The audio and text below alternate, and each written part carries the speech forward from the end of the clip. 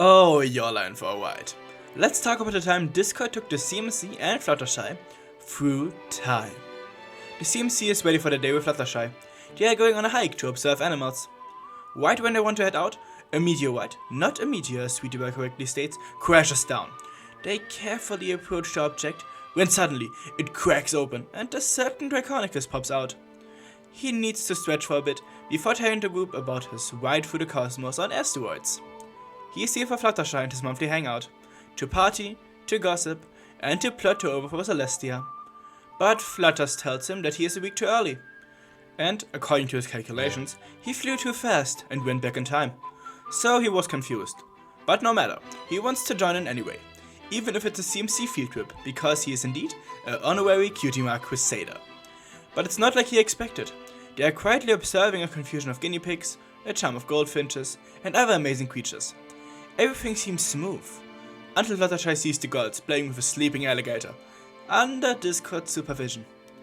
Flutters quickly takes them to safety, but Discord has another idea. He has been around for a long time, and has seen a lot of animals that they would never get to see. Quick interception to appreciate the traumatized Sweetie Belle. But through time travel, they could visit all these amazing creatures, if Fluttershy just lets him take over. Fluttershy isn't sure though, but is easily convinced after hearing about the Butter Dragon, a butterfly the size of a dragon. So now it's time for a time machine. And there are too many Doctor Who references to count. Let me mention the ones I saw. The first Discord wears, the time machine that is differently sized inside and outside, and of course, Doc Hooves, who waits inside the machine, who gets yeeted away with an allez-vous instead of an allons-y. Back to the story. Discord tells us that changing the past won't affect the present, because of the tons of continuity errors that would cause, and the time machine really is smaller on the inside. Their first destination is ancient Egypt. Before they know it, the soldiers of that land arrest them because of a mess Discord made in the past. Of course, Discord has no plan on how to get out. They walk into a room filled with markings and symbols, and they are strongly resembling events of our time, just with jackals and cats in the main worlds instead of Nightmare Moon and our ponies. Discord is about to give us some jackal trivia when Anubis is stopping him. The god, not me. Or the jackal. That could get confusing. Discord has done some crimes when he visited the last time. Anubis likes order. Discord caused the opposite.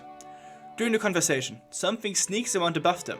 Discord wants the others to keep their head down, and before Anubis can pass his judgment, a cat jumps down from above, landing on his head, followed by an army of peculiar colored cats that remind me and the CMC of our main ponies.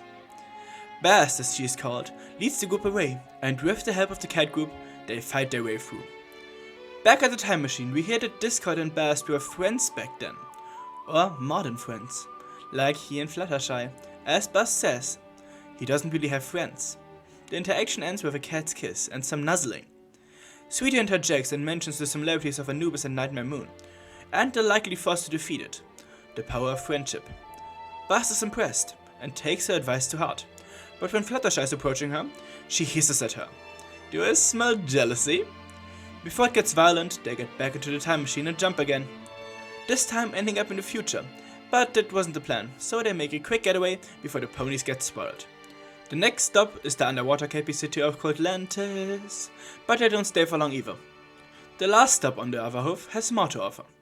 They step out of the machine and see dinosaurs, even if Fluttershy has other magical names for them, like Magical Horned Lizard and Prehistoric Ponies. But that's what Discord promised. New creatures, like the Flying Rockbird, which suddenly swoops down and grabs the kids. Flutters is out of her mane. How could he let that happen? They follow the bird, but Fluttershy can't fly for that long. While she rests, Discord has a plan. He whistles, and the next thing we see is Fluttershy waking up. The CMC are back on the ground. Discord saved them and Fluttershy, together with the fabled creature, the Butter Dragon. Hubert the Butter Dragon. He saved them, and Discord is sorry for being so careless. But he never was careful anyway, so let's just move on. Fluttershy is in awe of the Butter Dragon, and rightfully calls this adventure the best field trip ever. This is probably one of my favorite comic issues. It has so much I love. Fluttercourt, romance, references, Egyptian gods, including Anubis, and time travel. This issue seems made for me. Fluttershy has many adorable moments. We get Discord's romantic backstory with Bast, and Bast acting jealous of Fluttershy. This definitely seems like the writers support Fluttercourt, and I'm all for it.